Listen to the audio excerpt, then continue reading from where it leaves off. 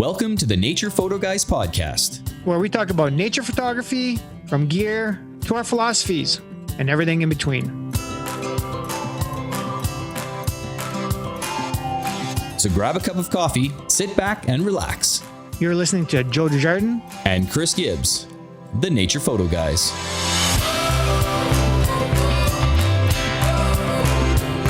Hey guys, welcome back to the Nature Photo Guys podcast. Chris and I are going to do a little bit of a catch up here. We were in the Canadian Rockies for the last couple of weeks. Chris, you had some speaking engagements too? I did, yeah. And you had a couple workshops there too? Yeah, you bet. So, I had a couple of Waterton workshops, Waterton Lakes National Park. Had a really good run at elk. Saw lots of bears. And of course, landscape's just absolutely beautiful. So, two successful workshops. And good. Your presentations, Chris, there was with the camera clubs, right? Yeah, I did. I did a presentation on nature video at the Cochrane Camera Club, and I also did one at the Red Deer Camera Club. It's actually called Central Alberta Photographic Society. So, nice. it was both great presentations. I had a lot of fun, a lot of questions about video, nature video. It's more of an introduction to getting people excited about shooting nature video. Right. So it was some good discussions for sure. A lot of people came by afterwards. I had both and asked questions and looked at the gear and all that. So it was pretty cool. For sure. I'm just checking, but we are definitely running a workshop next year. And just because it's so new, guys, I just need to double check my dates. But it'll be running from June 6th to the 9th. So it'll start on a Thursday and end on a Sunday. And that'll be in Waterton Lakes National Park. And Chris and I will be covering photo and video for nature photography. Absolutely. Yeah, I know it's nice to actually get out in the field with people and actually let them, experience it and try to figure it out for themselves with some instruction with us. Right. So hands-on is always the best. Yeah. Oh, for sure. Yeah. There's a lot of days in there where, repetition helps. So, every day trying the same thing, getting the camera set up for the, same settings, video settings, filters, all that kind of stuff. So, for sure. And the cool part about the workshops to me is that, you're working day in, day out. You're having fun with like-minded individuals for like 3 or 4 days straight for some of these workshops and just super fun. Right. So you're kind of engaged the whole time. It's cool. Yeah, exactly. So really looking forward to that. So, Chris, tell me a little bit about the elk rut. That was a pretty wicked week, right?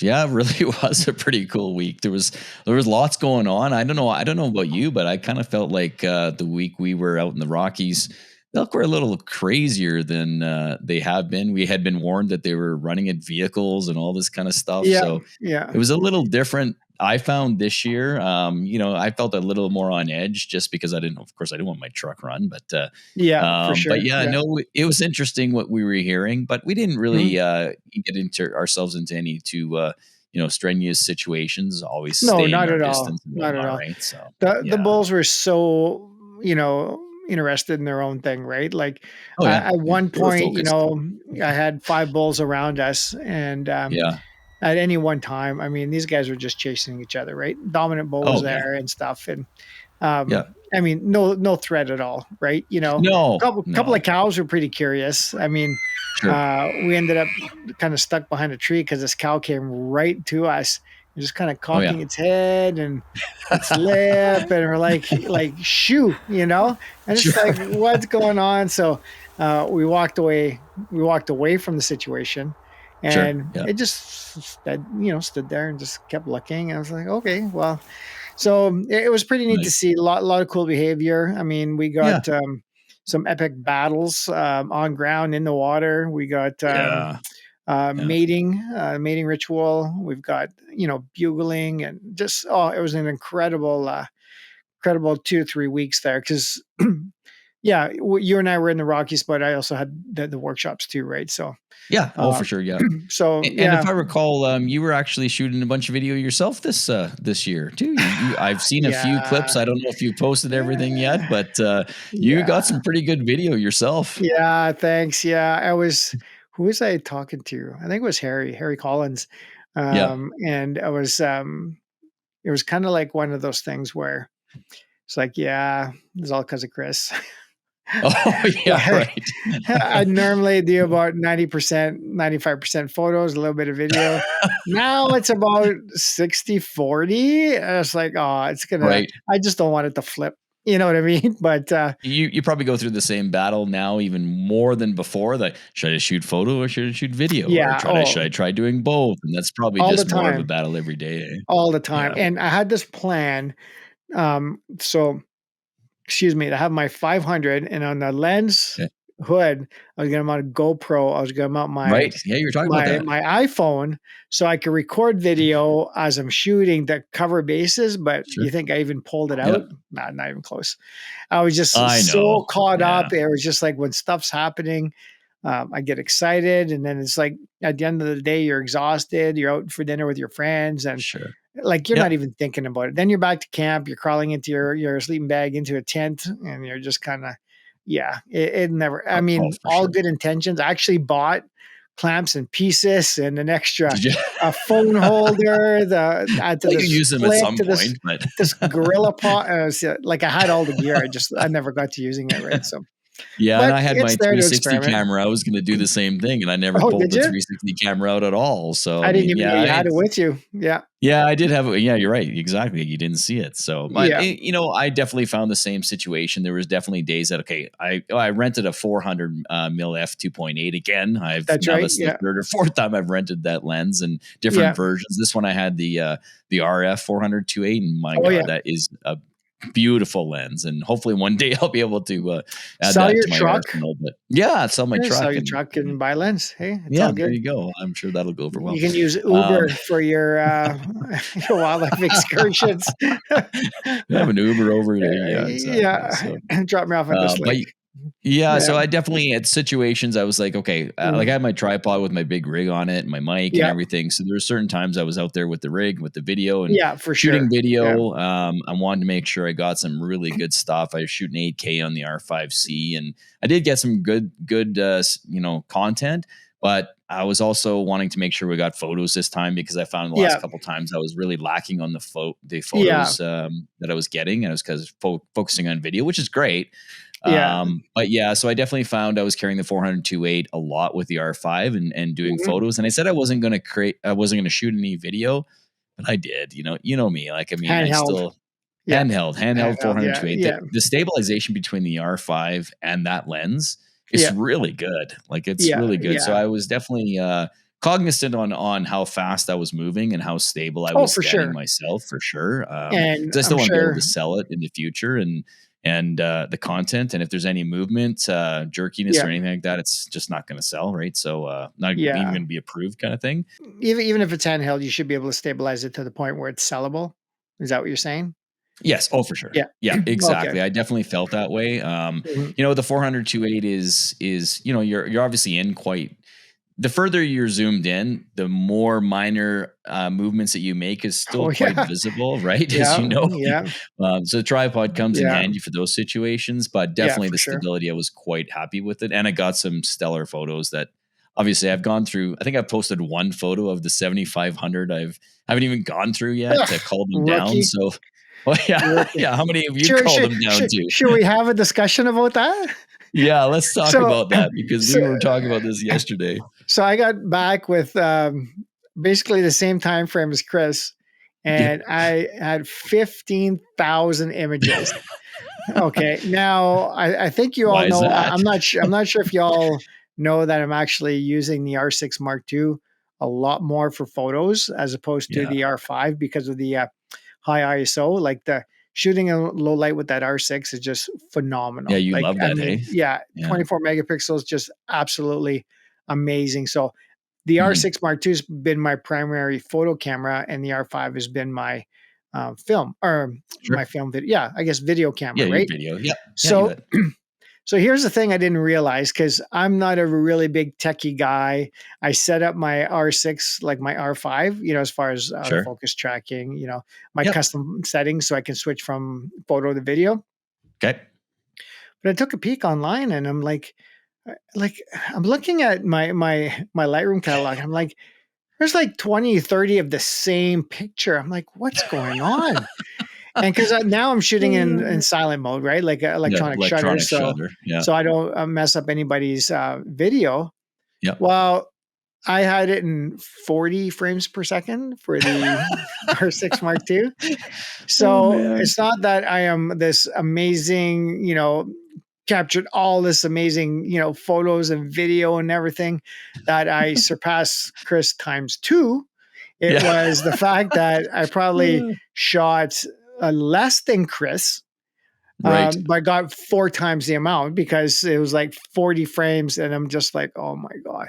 So it's like, I'm just pounding. Okay. Oh, keep that one. Okay. Another 20, 30 gone. You have 160 photos of this cow elk, just munching on. It is. And you know what? Like I'm at 7,500 that I've looked at, which there may be 100 or so there that are good. Like, you know what I mean? For whatever it is. Yep. But I'm just kicking myself because it's such a waste. Like it's so much time. And good thing, we got the equipment that you could edit fast off of, like SSDs and the MacBook. Can you imagine doing that on your old computer? Oh, I'd be like, okay, wait for it to load. Like I just, but so yeah, lesson learned. I'll certainly have my camera set up and for that, or even go back to mechanical at 12, whatever it is, 12 frames per second. Yeah, and like we were talking, instead of holding the button down, tap, or whatever. Oh, there's figure it 15 pictures, Yeah, so. well, it is. It's so fast, but I mean, when the wildlife or whatever is moving, that's awesome. Sure. That's great. But if there's just still, we encountered a moose just laying in the woods or whatever. You don't need like 160 photos of him sleeping in the. But I do. Do you? One? Oh yeah. I got this thing sleeping, and it's just like I'm looking at it. It's like, is this the same picture? Because wait a second, he blinked. Yeah. Oh, okay. Yeah, that was the 30th frame of 120. Right. That Anyways, it was ridiculous, sure. But. Yeah. Just on a side note, you had rented the 400-2.8 RF from Canon. Yep. Sigma was very kind enough to send me the 500 f4. Right. To try out, and I shot it alongside the Canon 500 f4, and it's sharp. It's sharp. You like it's it? Fast. Yeah. I'm very, very much like it now. I've got some images that I'm going to do some comparisons to, and give up a little write up a little later. But just want to say, really impressed. Nice. The only con I could see so far between the two is the weight. Right, that thing's built like a tank, wasn't it? It is. Which is great, but was it heavier than your other one? Oh, it's heavier. It's I think at least a pound and a half heavier. Is that right? And Jamie shoots Jamie B. Wild on Instagram. He's been shooting with the 500 f4 Sigma forever on his Nikon and absolutely loves it. And if you check out his Instagram, Jamie B. Wild on Instagram, that's right. You shout out Jamie. Yeah, most of his images are shot with the 500 f4. I would assume. Over the last couple of years, anyways, like the ones that you can tell that were shot with a longer telephoto, right? So, right, yeah, for sure. But and he absolutely loves it. So, really impressed. Now, apparently, as of right now, I don't think Canon's released a patent yet for the RF for Sigma for I think the longer telephotos. Like Canon's being very sticky about what third party lenses are getting them out and who's not getting them out. And again, this is kind of what I heard from people, people I've talked to, kind of a few things I've read online. So don't quote me on that, but nothing's really going to be happening, let's say in the next year, maybe year and a half, with an update. So, I'm looking forward to it when Sigma does come out with the new 500 with the RF. Yeah, I'd love to get that back in my hands and see. Because it's a very cost-effective lens. Because right now, when I bought my 500, it was say around 12,000, right? Okay. The Sigma right now is about 7,800. Oh, okay. So if you're getting the image quality that I got with that, compared to like the OEM lens. Now I don't know where Nikon fits in there or Sony or like for all comparative, to compare for the telephotos, but with the when I'm comparing the Canon 500 and the Sigma 500, I mean it's half price, really. Right. Like almost down I mean, the you got to middle. look at that too, right? I mean, if you're getting very, very similar images, I mean, that's I'm telling you, savings, right? I had to look at the metadata in my Lightroom catalog to see if I shot with the 500 Sport. Is that right? Or I did, because awesome. I was scrolling and I'm like, okay, when am I going to get to the Sigma stuff? Because every day I switched. So one day is a full day with Sigma, full day Canon, Sigma, Canon, right? So I was looking at the days, and then I'm just like, whoa, like this is hard to tell, you man. couldn't even tell. So, yeah. Geez. So we'll throw some images up. Yeah, that lens has been out for quite a number of years, if I recall. 2016.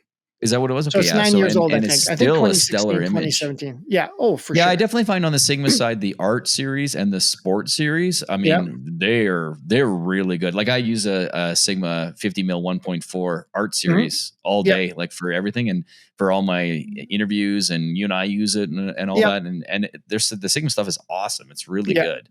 And I do believe, I think the 500 f4, they just came out with it for the Sony recently, if I recall as well. Oh, did they?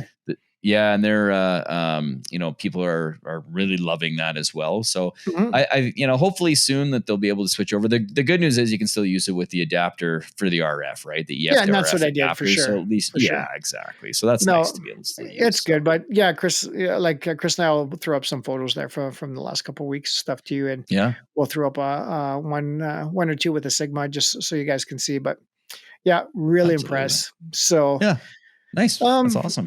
Other than that, I don't know. We got the workshop coming up in June, photo video. I mean, we obviously have plans for the winter. We're already putting stuff in our calendars to do that. And hopefully, guys, we're going to be ramping things up again. Chris and I have had a hugely busy summer coming into fall, like ridiculous. As far as work and other commitments go. So it's been... Yeah, it has been pretty crazy. Yeah, it has been. So hopefully... It seems like you say that every 3 months. But I know.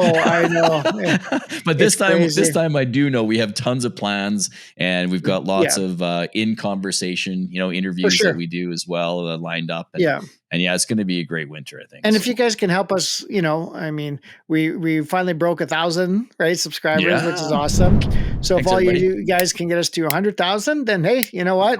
We can go full time and produce a lot more content. Lots of episodes. Yeah, exactly. But no, we really appreciate it, guys. Thanks so much for getting us over that 1,000. It was quite the milestone moment for us. And we were pretty excited about it. So. Yeah, for sure. We're texting, hey, look at it. Because when we get to about 997, 98, you're kind of flipping, just waiting and to see, right? Totally. So, and last I checked, we're over that now. We're about 1,010 or something like that. I think so. Yeah, something pretty like good. So we've surpassed it. So really appreciate that, guys. Thanks everybody. That's awesome. But just a short and quick video, just to give you a quick update, as to what we're up to. We'll throw up some photos and maybe a few video clips and stuff just to give you an idea. And I think Chris and I will have a little more in-depth video coming up with the fall stuff. For sure. Yeah. Something we can dig our teeth into a little. But just a quick update, guys. Let you know where we're at. So stay tuned. We've got a really special guest coming up in our next video, which should be coming out November 1st. So just an FYI there. So keep your eyes out. Put that in your calendar to come back and watch that for sure. Yeah. For sure. So thanks, guys. Thanks for watching, and we'll catch you guys in the next video. Thanks for watching. Thanks for joining us on the Nature Photo Guys podcast. If you have any questions, contact us at info@thenaturePhotoGuys.ca. or message us on Facebook and Instagram at the Nature Photo Guys Podcast. Visit YouTube and subscribe to our channel to watch all our latest videos. Or follow and listen to our latest podcast on Apple Podcasts, Spotify, or on our website at thenaturePhotoGuys.ca. We'll catch you next time on the Nature Photo Guys Podcast.